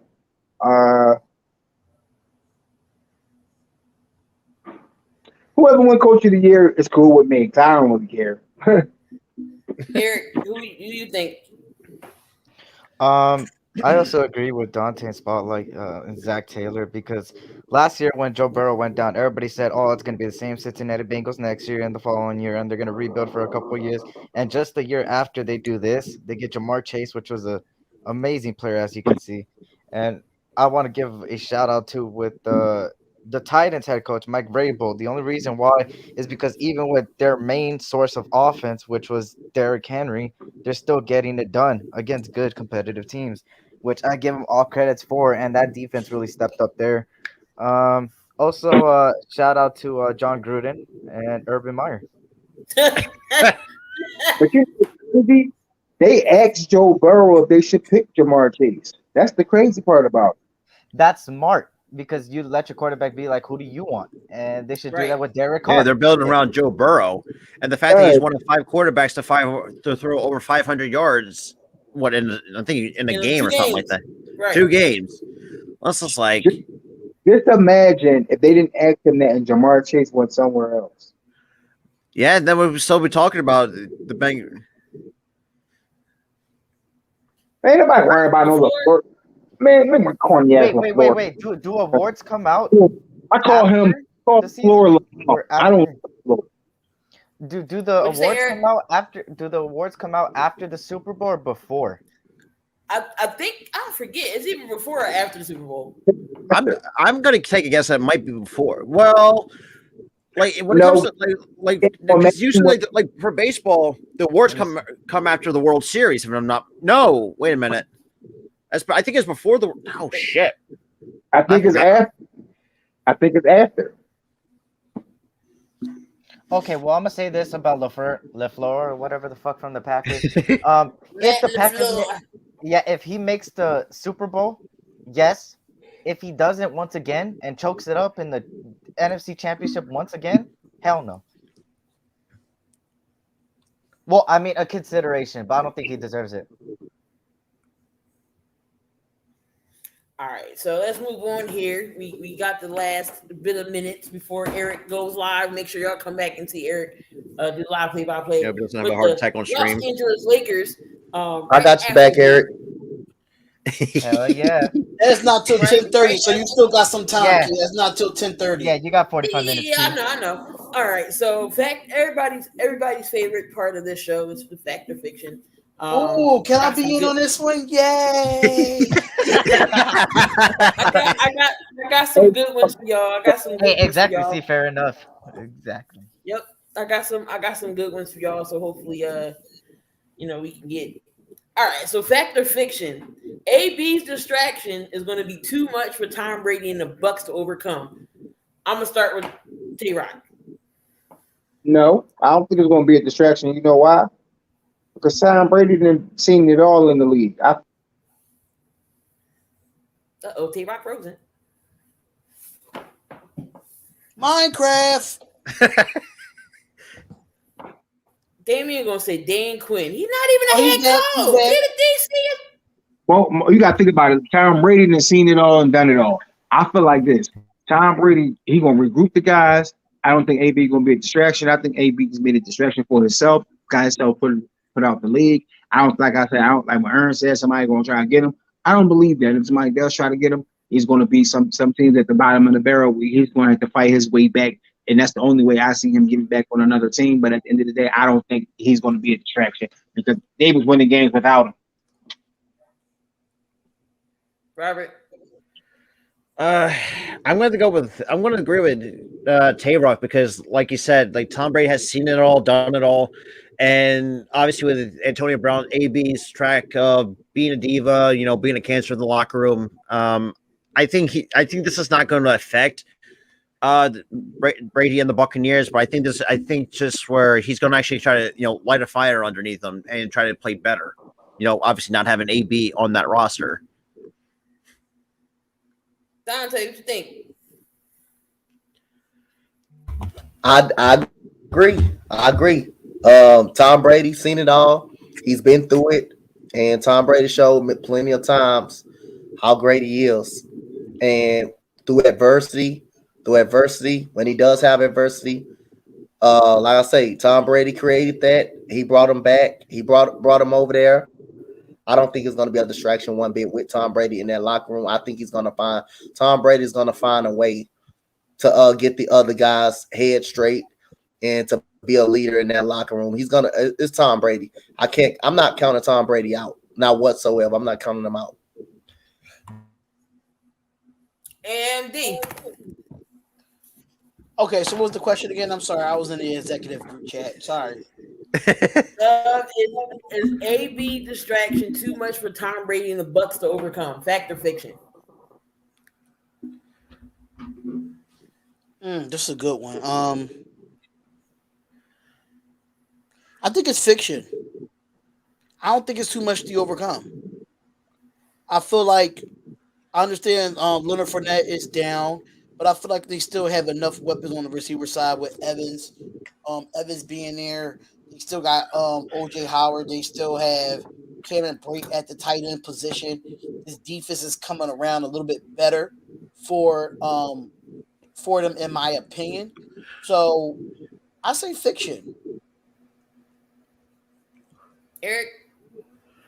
Yeah, I also agree with everybody, man. Just like Tayrock said and Donte and everybody else, it's that he's been through it. I don't want to say the name, but if everybody goes back to their timeline in 2013, that's all I'm gonna say. He's been through it, and losing teammates and horrible news around his team, and you can't count him out. I know Godwin's gone, but even then, Tom Brady makes it work, and I mean, you can't count him out. He's just like. I don't want to say that. Never mind. That's gonna start a whole debate. I'll shut up. About what? I'd be like, he's like LeBron, where you can't count LeBron out in the playoffs. Like you get it? Like not that. Bryan, he quit. Oh, see, here we go. Well, I mean, that's the first thing all night Damian said that was actually sensible. You really can't compare LeBron to Tom Brady. You just no, not accolade and all that stuff. I'm just saying, like, how they say, like, oh, don't count LeBron out, oh, don't count Tom Brady. That term. I mean, I can get what you're saying there, but the difference between Tom Brady and LeBron James, I'm just going to throw this out there, and we can go on to the next thing. Is that Tom Brady? He really didn't have any teams when he won championships. I'm just saying. That's true. Yeah. No, he had great defense, but not an offense. He had a defense to back him up. No, that defense. His defense was all of that back then. That's why Peyton Manning couldn't never beat. Yeah. He had that defense. That's what Teddy Bruschi and Junior Seau and Ty Law and Lord and all. At one point, like you can't. Tom Brady had them first 3 championships. Tom Brady had a defense like that. That defense stayed. The offense was just absolute shitty. And Adam Vinatieri, them kicks. Probably the longest, I think the longest tenure kicker in the NFL before he recorded. That's why I say Joe Montana is my GOAT, because he never needed a kicker to win the game for him. That's crazy. Shit. Look at last season. Tom Brady's defense literally destroyed the shit out of Patrick Mahomes. But at the same time, Buccaneers put up points too. Yep. And you can't blame Tom Brady from the kicker winning the game first. You got to get down now too. You do got to get down now for that to happen. If that's the case, we could just say Daniel Carlson has been the GOAT the last 3 weeks. I'm just saying. He has ice in the veins. You have to get down now. But my thing is, put I'm him saying in that because that position. you look at it, you take away that defense from Tom Brady, he don't win them 3 championships. I'm sorry, he don't win those 2. Exactly. Like But people I mean, but you can't. fail to realize this. That with that defense, the Panthers scored almost 30 something points. The They Rams scored scored 29 30 points. The score was in those 32 to Super 29. Bowls. What I'm Like saying is, that defense did not dominate in them 2 Super Bowls. They just didn't. if Peyton Manning that defense with Peyton Manning offense, I guarantee Peyton Manning has more championships. I completely understand that, and I agree with you 100%. But I'm saying to you, you saying that defense was good. Yeah, it was good through the playoffs. But when it came to the Super Bowl and you had the greatest show on turf, they couldn't stop them. And Hold up, they were down when Tom Brady got the ball. Yep. What are you saying? If that's the case, you might as well say the Falcons is the worst team in history. But they couldn't get a first down in a whole half of a Super Bowl. Yeah, the Falcons is the worst team to ever go to Super Bowl. They was up 23-6. What you mean? No, they was up 28-3. They were up 28-3. They let the defense come back. They let that team come back. To me, I still kind of, in a way, I still kind of feel like that's rigged because there's no way I've ever seen a football game where a whole half your team, not one team can make a first down. That's bullshit to me. They stopped running the football. They stopped running the football. No, and they stopped with the pressure to Tom Brady. There's no way they stopped. The Falcons literally stopped running the football. They stopped running it. Never seen the worst team in the NFL go a whole half without getting a first down. I'm sorry. That's bullshit to me. I'm sorry. That is bullshit. I don't think that Super Bowl was rigged. I think the Falcons just got comfortable and they forgot it was still they got comfortable. Yeah. They got comfortable and stopped running the football. They got comfortable and stopped running the football. How all of a sudden Tevin Coleman and Freeman was the best running back tandem that whole year, and then you stop giving them the football all of a sudden. You stop running clock and stop giving them the football all of a sudden. That was Kyle Shanahan more than he stopped literally giving these guys the football. No offense, Tayrock. Shanahan does that from time to time, even with the 49ers. He will run the ball in the first half where it's so fucking effective, and then he don't run the ball in the second half at all. I'm not saying he does it all the time, but it's been crucial games with the 49ers when the 49ers could have won the game if they would have ran the football. I'm gonna say one more thing about Tom Brady's defense. In the last 2 Super Bowls, Tom Brady has been the opposite opponent team has a combine of 12 points in 2 Super Bowl games. If that don't show you how good his defense was, I don't know what does. But go look at those final scores when they beat the Panthers and the Rams. They only beat them by 3 points, and they put up 20 plus points in those Super Bowls when he won his the Eagles lost to the Tom Brady by 3 points in the Super Bowl the first time. Right, that's what I'm saying. And if you're going to the Super Bowl, that's not a regular game. Everybody is going to play hard in the Super Bowl. That's it. Play hard in the playoffs, period. I know what I'm saying is that's just like a high school championship game. Everybody's going to play hard. College football, everybody's going to play hard. We've seen blown out Super Bowls. We've seen blown out. The Baltimore Ravens and the Denver Broncos literally won the Super Bowl because of their defense. Was a blowout. When the Rams got blown out recently, as McVay as the coach, when they got blown out by New England, they got smoked. The Rams wasn't ready. They wasn't ready. They was not ready at that time. Not to go up against Tom Brady. They wasn't ready. What I'm telling you is, Tom Brady has had. I've noticed a lot of plays. A lot of people caught on to what Tom Brady does now. You know how a lot of times Tom Brady win those championships. He throws a lot of pick plays. He doesn't really throw down. He doesn't really throw deep down the field. He throws a lot of pick plays to get your deep. Don't throw down the field. If you can't stop it, keep doing it. If it ain't broke, don't fix it. You don't stop doing something that's working. Actually, you don't stop. You know what else? You know what else? They can't adjust to it. This might be. Back then, New England wasn't a real heavy running team. Back then, it wasn't a real heavy running team. A lot of teams wasn't really running the ball back then either. Exactly. So a lot of that relied on Tom Brady and his defense. Just like going back to the coach. If Bob Sanders don't play for some odd reason, the coach defense don't play well. But when Bob Sanders does play, you can't beat the coach. It was always, for some odd reason, it was always like that. I never understood that. For some odd Tom reason. Brady was always hurt. It's like it's just But like they you were take scoring points though. It wasn't like the Patriots weren't scoring points. They were scoring points. no. They Yeah, were keeping that defense off the field. I'm not gonna They were keeping discredit that Tom defense Brady, off the but field. he They were was in the scoring perfect. points.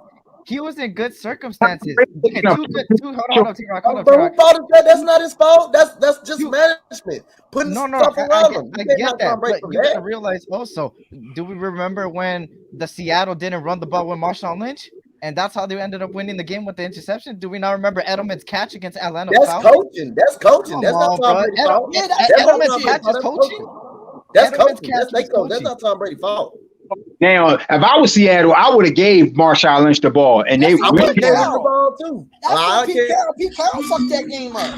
Yeah, that was If Tom I Brady's was fault. That Russell was Wilson, I would have changed the damn Yeah, play blame once that. I heard it. There's no I'm way sorry. that you get. I wouldn't There's have no changed way. the play if I was Russell Wilson. There's I no would have way changed it. Like, you give Marshawn him the gets ball you to all the way Marshawn. down there and you don't reward him with a touchdown. They were There's trying no to way. they were trying to force a Super Bowl MVP to Russell Wilson. That's why they wanted him to throw That's it. bullshit.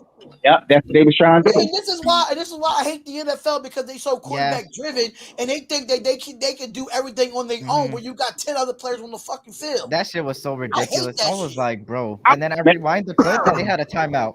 Like, even if they didn't get it, they had a timeout. I'm telling you right now, they All could right, not stop. They could not stop the Patriots. The Patriots could not stop Marshawn Lynch that Super Bowl at all. Yeah, hell no. Hello. All right, so let's move on here. Sorry. Fact or fiction? Joe Burrow will win the Super Bowl with the Bengals. D, I'm gonna let you Oh, That's Okay, a hot I'll go take. first on this one then. I'm going to say no, but I think they go to the AFC Championship. Ooh. I think they go to the AFC Championship, but no, they do not go to Super Bowl. I don't think Joe Burrow's ready for that big stage as of yet. Understanding that he did win a national championship with LSU, understanding that. But I think the Super Bowl is a way bigger fucking It's a whole event, different- way yeah. bigger lights than the national championship. That's just my personal opinion. Yep. But I right now, no. I see them next year possibly, but right now, no. I got this. Let me speak on this. I don't got to be honest with you. It all depends who they play. Like I said, if they can beat the Chiefs, but Patrick Mahomes is a different animal in the playoffs. I'm sorry. Yeah, but Patrick Mahomes don't play on the road when he's in the playoffs either. So when he's the number 2 seed, they're not great on the road. You didn't even let me finish. I I was just giving you a heads up. Because Go ahead. everybody keeps saying Patrick Mahomes, like he can't be stopped. Like, oh well, like the fuck? He's human like everybody else. Go ahead, y'all. No, I'm done. I'm muted. I said what I had to say. For me, I'm going to go with fiction because I see that's tough though. Like I do say fiction because I think maybe they use a few more pieces going into next year, and I think AFC Championship I think is the closest they're going to get. But I think they could probably prove me wrong if they somehow can beat different dogs in the playoffs. So right now it's fiction until they prove otherwise. Hey, but you know who's going to be the one team that nobody sees beating the Bengals? It's going to be the Patriots. Watch. Matt Jones is going to outplay Joe Burrow. I'm trying to tell you. Everybody's calling the Bengals the real deal. I'm trying to tell you. If they do not have the same type of season next year, y'all going to call it a fluke. If they have a loser, I'm gonna give you a heads up, Tayrock. Eric think Mac Jones is overrated. I don't think Matt Jones is overrated. My thing is, what I'm saying is, I think Matt Jones he's a game manager. I'm not calling him an elite quarterback. I don't even think he's better than Joe Burrow, but he has a way of managing a game. Now I'm saying to the point where he can win games. Nobody saw the Patriots getting the record that they had with Mac Jones this season. Nobody predicted that. They actually had a good season. But I feel like when it comes down to it, even though they both won national championships, like you said, bro, the Super Bowl was a whole nother animal. But I got a weird feeling they're going to win their first playoff game. They already calling this man Jackpot Joe. They already hyping him up.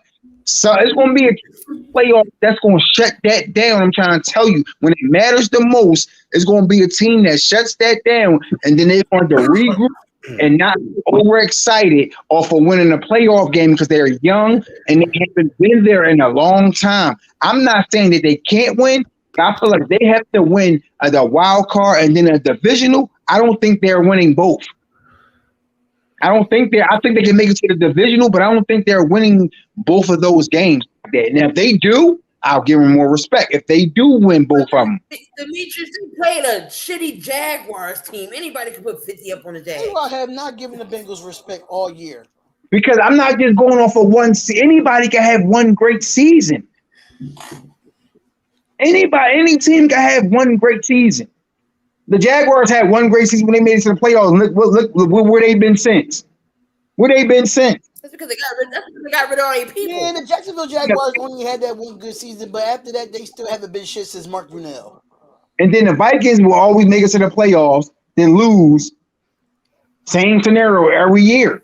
You have to do with the Vikings. For me, you have to have more than one great season for me to call you the real deal, because I can call you real deal all year.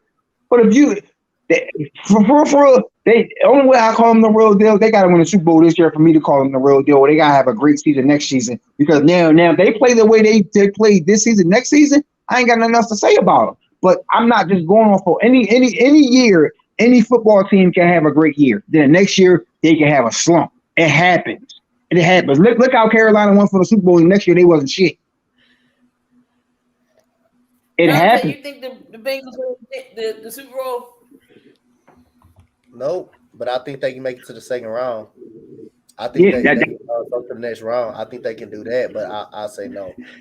They have potential. They have potential AFC Championship, but I'm gonna say second round. But I still, anyway it goes, they lose. They still had a successful season. They achieved expectations. Nobody really had them in the playoffs, but like I say, they were going to be a good team. They were going to be a good young team in the future. I got faith in the franchise. They made some pretty good move, but I'm not going to say Super Bowl though. I'm not taking away from their season. They have a season. Tennessee would play the Colts the first round. If the Colts stay in that 6th seed, they would play the Colts the first round. Derrick Henry versus Jonathan Taylor. That'll be a good game. It all depends on what Derrick Henry you're going to get, because he's coming straight off an injury. Is he going to be the 100% Derrick Henry we normally seeing, or is he going to be a little timid? Derrick Henry would get the first round bye with Tennessee. You mean Jonathan Taylor and Joe Mixon? I'm saying if the Titans play the Colts, I look at it like this. That would be a revenge game for the Colts. I look at it as a revenge game, and I look at it as it all depends what type of Derrick Henry we going to get. Because Derrick Henry comes as an old Derrick Henry, I feel like the Titans, it all depends where the game played at, for real. The playoffs mean a lot when you're home, for real. They kind of do mean a lot. It's more like home field advantage of the playoffs than anything else. Right. So yeah, Demetrius, they did change it. So only the number 1 seed gets the first round bye. Only the number 1 So I think it's the Titans and the Titans Packers and Green Bay. So if the Titans lose the last game of the season, are they still number 1? Oh, that's a good question. I don't know. That's a very good question. I have no idea. That's what I'm saying. So if the Titans lose, who becomes number 1? Well, that depends. Because I think they clinch the division. Oh, that's a very good point. That's mind fucking me. Freaking the damn scenario shit. I was just looking at it. Hold on, let me look at it. Let me find out. Okay. So Tennessee. Oh my God. Oh, yes. What? You good, Eric? THT is not fucking starting. Let's go. Horton fucker is not starting tonight. Trevor Ariza, though. And how many times clinched the playoff berth in the AFC South with a victory over the Dolphins. At some point, we need to take a step back and recognize what the Titans. Okay, that's not saying anything. Okay, so the Titans can clinch the top seed in Week 18 with a Houston win, and the Bengals, the Chiefs, and the Patriots have to lose, or the Chiefs and the Bengals combined with a win by the Bills. What type of shit? Oh yeah, the Chiefs are clinching first, bro. They're gonna smack the shit out of the Broncos. Uh-huh. All right, so back to fiction here. Cowboys do not have a caliber championship offense. Robert, I'm gonna start with you. I think just because with the bias coming in, I am going to say fact because I know they're going to be the thing is just like, yeah, Mike McCarthy is decent to some extent, but the thing about it is Dak, or as I like to call him, Captain Choke. So I mean, no lead is safe when it comes to the Cowboys games. Like obviously, take for example, they were up 21-0 over the Washington football team, and the Washington almost came back and beat them. So in other words, I think they're just going to be a one and done team. That's just how I see Dallas. Unless, I mean, that's just how Dallas is. Eric. Cowboys. Don't you guys think you have a Super Bowl caliber team? Hell no. The fuck? Let me tell you something. All right. This defense is the reason why y'all are here. Okay. Let me tell you that much. Ezekiel Elliott ain't that bad. I mean, Tony Pollard should be y'all starting running back, in my opinion. Tony Pollard is that real deal.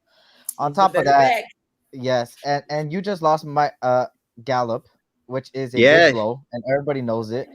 Amari Cooper has been showing signs of old Amari Cooper, and CeeDee Lamb has been the real deal here and there. The tight end Schultz, he's just coming off of injury, I believe, or COVID I forgot what it was, but I don't know. I think it just depends on what teams, because some teams get an easier path to like the Super Bowl, and other teams get a horrible path. I just have to see like the scenarios after week 18 or who they're gonna play. But I think they're one and done too. Their offense, I don't know. I think Dak Prescott does not deserve that bag, but he did play his cards right. But yeah, I don't think Ezekiel Elliott should be their running back. I think Tony Pollard over him. Dante. I'm gonna say fact. The way that Prescott been playing, I don't think they're gonna be good enough to get to a Super Bowl caliber team, and I didn't never think they were good enough to get a Super Bowl caliber team anyway. But one thing I will say, it's a potential they could get to the second round and get to the second round, and then after that they out. They probably gonna get beat by the Rams. They're gonna get beat by the Packers. They're gonna get beat. I think Tampa Bay is better. I just think those teams are better overall. They will play the Cardinals. I think the Cardinals with DeAndre Hopkins. I think once they get DeAndre Hopkins, that's gonna be a different. Yeah, it's all said and done for the Cowboys. It's gonna be scary. So I'm gonna say maybe second round, but I wouldn't be surprised if they lose the first round. It just depends on their matchup. I'm gonna say just depend on their matchup. Yeah. Dallas will play Arizona again. So Dallas will play Arizona in the first round. And then and that's when they're going to get D-Hop back too. So I mean, like me, Dante and Eric. So I think Dallas is a one and done team. Like he said, I mean, they lost to Arizona once, but I think they're going to lose to again because now they're going to have D-Hop coming back, and that's going to be even more. That's going to be more of a challenge for Dallas.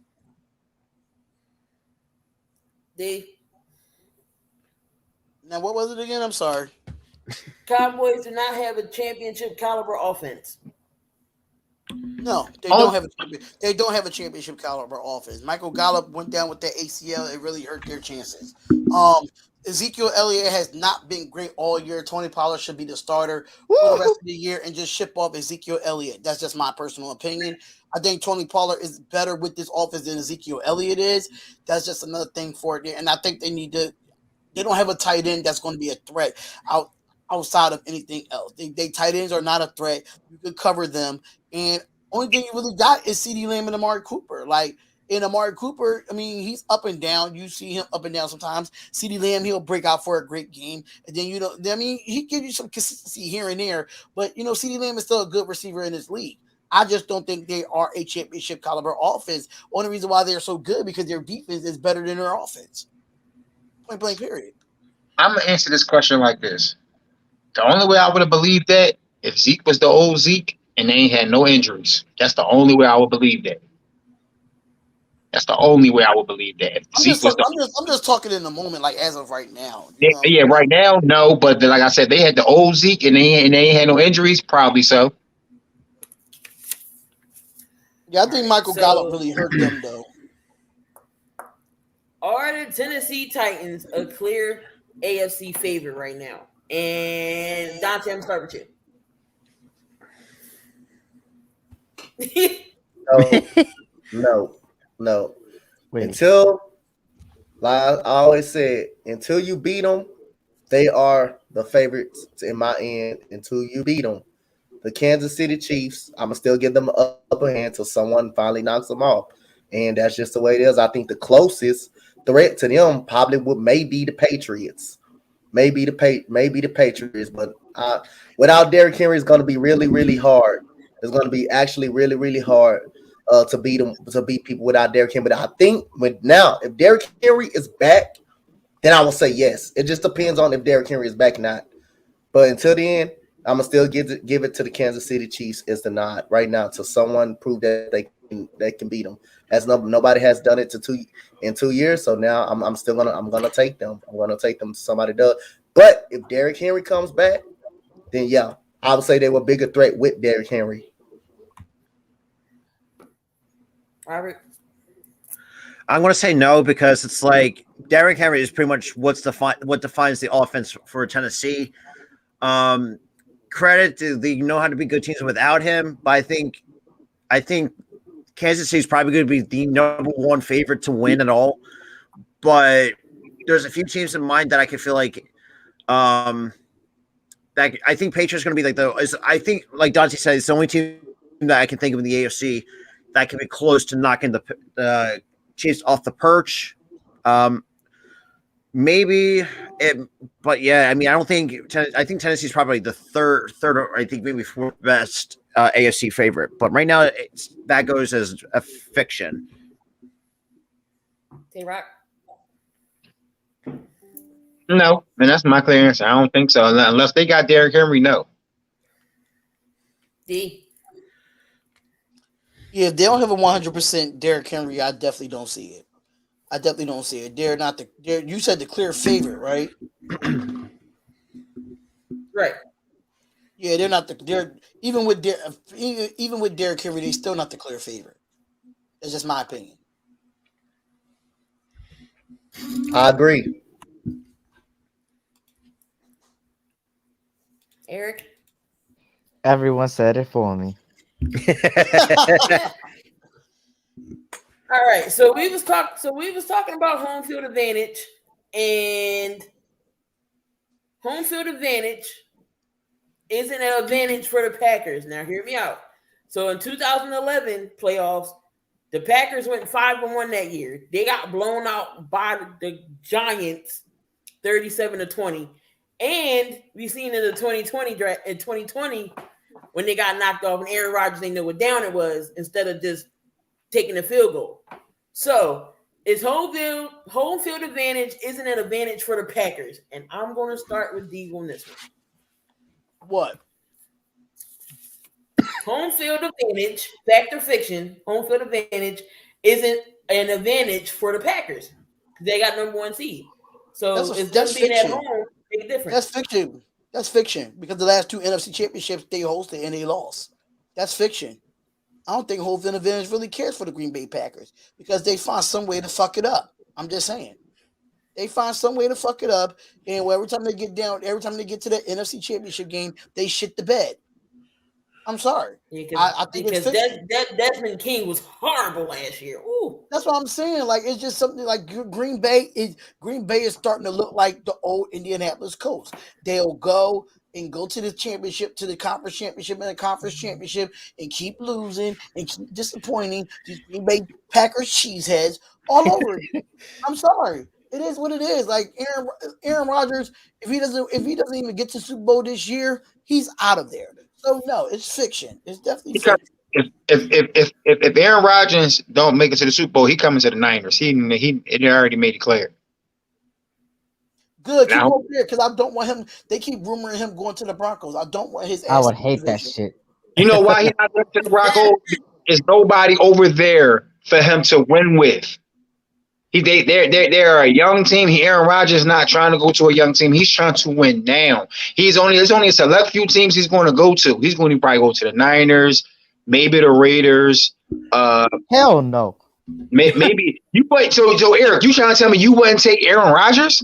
Only reason why I say I'll take Aaron Rodgers because understand the salary cap is going up, but it's bigger needs that we need than at the quarterback position. Fact. And right now, Aaron Rodgers is going to be asking for big money, and right now that's really going to keep us like when it comes to cap space. It's just not business wise. It's not a good idea. Okay, what I'm saying is, if y'all had the opportunity to get him, would you take him? If we have everything set in place for him, yes, but I don't think we have Okay. in place. That's all I was asking. We don't have nothing. It's a lot that goes into that, but that's why a lot of people say they get mad at me when I say I don't want Aaron Rodgers. But there's a lot of things that go into why I don't want him because right now we're not ready for Aaron Rodgers. We're not ready for him. Robert? I'm going to go fiction as well. I mean, like D pretty much just hit it right on the head. I mean, like if you look at the last couple of years, I mean, they shit the bed the last 2 years. I mean, 2020, I mean, you really saw it, even with Aaron Rodgers and already getting up the race, he's having a hard time figuring out which down is which. I mean, should have taken the field goal. I mean, it is what it is. I mean, the Packers are good with Aaron Rodgers, but when they get to the championship game, that's the part of the playoffs where they shit the bed. Just. You know what game they always mess up in? The NFC Championship. It never fails. Us with the Niners. The only reason why they beat us that one time is because half our players was injured. When we healthy, when we're healthy, most people can't really beat us. But if you notice, as soon as Aaron Rodgers get into the NFC, just like when they could have beat the Bucks. For some odd reason, Aaron Rodgers always runs to the end zone when he gets there, but particularly that game he didn't. And I'm trying to still figure out why. He had a whole open and running lane. But Donte. To be honest, I don't think when it comes to any team. Something I was always told as a player and as a person, I don't think home field advantage or home court matters to anybody. You just got to go out there and play. I don't think the home crowd for us getting loud and getting into a teams and get to a team for as a team. You know, it cuts off a lack of communication. But far as I don't think home court or home field advantage really matters. You can still lose. You can still lose on your home field or your home court. Sometimes it gives you great energy. It does, but I don't think it does matter. You still can lose. You can still lose any given time on your home field. It didn't matter when the Ravens had the best record in the NFL years ago, and they would smoke by Tennessee. That didn't home field advantage didn't matter at that time. It didn't matter against last year with Aaron Rodgers. Lost against Tampa Bay. It didn't matter. It didn't matter at that time. It didn't matter. I mean, like I say again, I don't think home field advantage matters. I think, like I say, it's just about the matchup and the team you're playing against. Man, you got to have guys like Tom Brady, Patrick Mahomes, or that can win on the road. Those guys have proven they can go on the road and win ball games. Of course, Patrick Mahomes haven't played on the road yet. He hasn't played on the road yet. That remains to see to come. But Tom Brady has played on the road. He has been down. So I really don't think it matters. And like I say, it hasn't mattered. So I'm gonna go with everybody else said. I don't think it matters for the Green Bay Packers because they have proven to fail at home. They have proven to fail to win at home, especially Aaron Rodgers. The Packers organization in general has failed to win at home. So I'm gonna go with everybody else. With Damian real quick. Even we're not going to get Davante Adams due to the fact that Davante Adams is going to get a franchise tag with the Green Bay Packers. So with that being said, right, even if we went out and got Davante Adams, and we gave him wide receiver one money as one of the highest paid wide receivers in the league, do you really think we're going to go get an Aaron Rodgers and make him the highest paid? quarterback as well. The Raiders ain't got money like that. So you got to look at it from a business aspect that we're going to have to get one or the other. We're not going to be able to get both. So, no, I do not want Rodgers because of the fact that Derek Carr has that relationship with Davante Adams when they was in college. So why would I go out and get an Aaron Rodgers and spend all that money on a wide receiver and a quarterback where we still got to address our offensive line? We still have to address all the one year contracts that's going to be at the end of the year. So financially, no, I don't want to get Aaron Rodgers and Davante Adams at the same time. If we can get one or the other, yes. But it just don't make no sense to do both. Hey Dante, but didn't the Titans get spanked that next game after they beat the Ravens? Yeah, they lost. They lost in a close game. They lost in a close game though. They didn't get spanked. They lost in a close game. They lost to the Chiefs in a close game. Yeah, they lost in a close game. They didn't get spanked. But that's what I'm saying. It doesn't. I mean, Baltimore was the best team all year long. They were the best team all year that year, and nobody expected Tennessee to go in there and win. They beat the holy hell out of them with Derrick Henry. So it proves that home field advantage actually doesn't matter like that. It really doesn't. Yeah, that's true. Eric, what do you think? Fact or fiction? Fiction, if I'm not mistaken. The home field advantage, it doesn't work for the Packers, man. We've seen it time and time again for them when it comes to playoff time. It kind of sucks because I kind of they're my Super Bowl prediction this year, so hopefully they don't let me down in that NFC side. But you won't feel like Mitch all over again picking the Bills. Hey, at least the Packers are better than the Bills, shit. But I don't know, man. I don't know what happens over there in Lambeau that they just can't get it done when it comes to the NFC Championship. It's embarrassing, but you know what? Third time's a charm, right? All right, we just got 3 more we got to get through, and then we're going to wrap this up. So, fact or fiction, can the Chiefs get knocked out the first round? Depends who they play. It all depends who they play. You got a few minutes until you start your live, so if you want to start it early, you can. I ain't gonna lie, I'm gonna go on the biggest rank about 2 players. I want to answer first because I'm about to be and get myself together to get off work. But I feel like they can get beat. It all depends who they play. Because I feel like some teams the Chiefs have their number. Some teams the Chiefs struggle with. But I feel like if the Chiefs get hot if the Chiefs get hot from now and then win a first playoff game, then win another one, I don't think nobody is really gonna beat them. If they get on that roll how they get on that roll when they run to the Super Bowl, and if they do it on all away games, that'll be. But I feel like they can be beat. Yeah, because the Chiefs would play the Colts.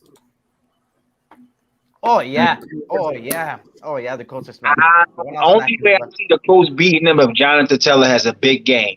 That's the only, because passing wise, okay.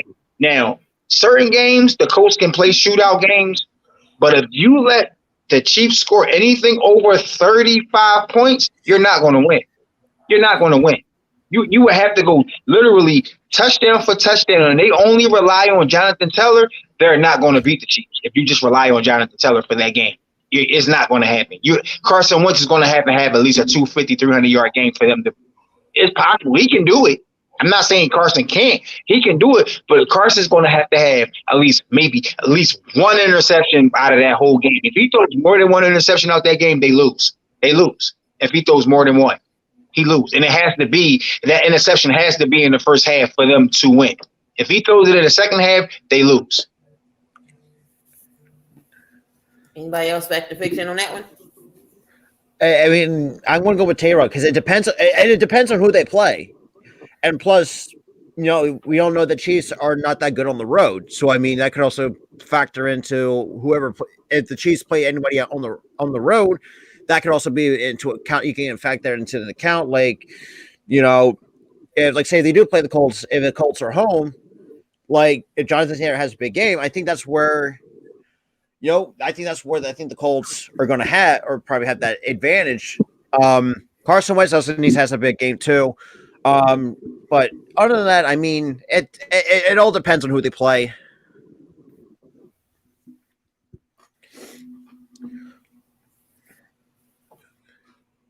All right, so let me get to these last two. So Stafford's a liability for the Rams. Is that fact or fiction? That's a huge fiction. That's a big fiction. That's a big fiction. You know, it's really their problem is their defense is not consistent. That's the problem. But at the same time, Robert Woods not having him right now hurts them. Yeah. But I can say this: Odell was starting to finally come into that offense, but it's nothing like Robert Woods, though. He was the X. Him and Cooper Kupp was the main, like Robert Woods was the X factor for real. He was that because you Cooper Kupp, Robert Woods always finds a way to get open, always. All right, and the last one: are the Eagles the most dangerous team in the playoffs right now?